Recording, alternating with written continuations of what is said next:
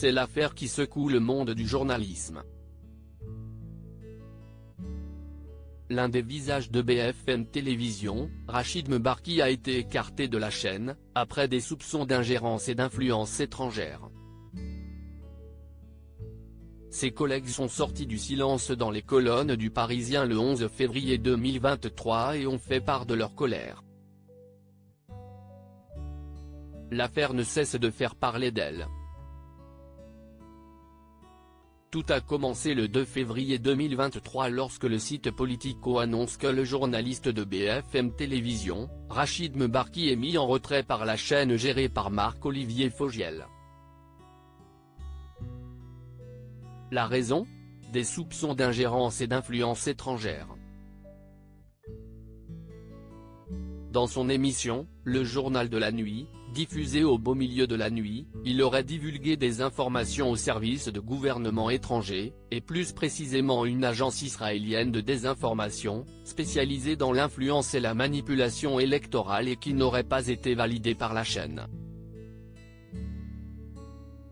Marc-Olivier Fogiel, directeur de la chaîne, s'est confié auprès de Radio France sur cette situation inédite qui met évidemment à mal toute la rédaction. Il m'explique que des brèves lui sont proposées par un intermédiaire et que cela relève de son libre arbitre éditorial, explique-t-il. Il s'arrangeait pour demander des images en dernière minute pour illustrer des brèves. Une fois que le rédacteur en chef était pris sur une autre tranche et avait validé l'ensemble de son journal.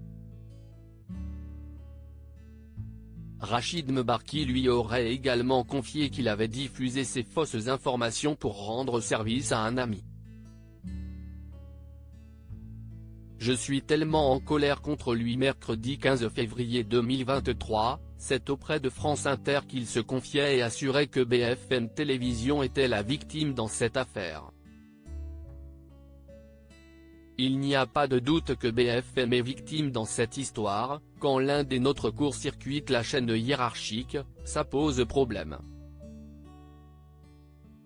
Interrogé en janvier dernier par le site Politico, Rachid Mebarki avait pourtant réfuté les faits. Je n'avais pas l'impression que c'était le cas ou que je participais à une opération de je ne sais quoi, sinon je ne l'aurais pas fait.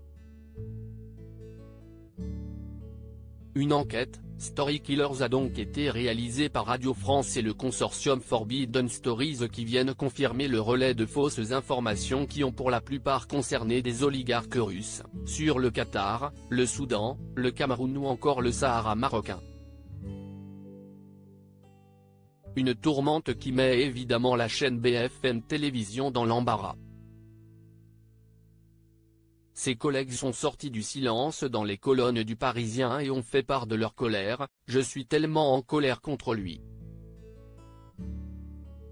Ça me rend fou, confie l'un d'entre eux.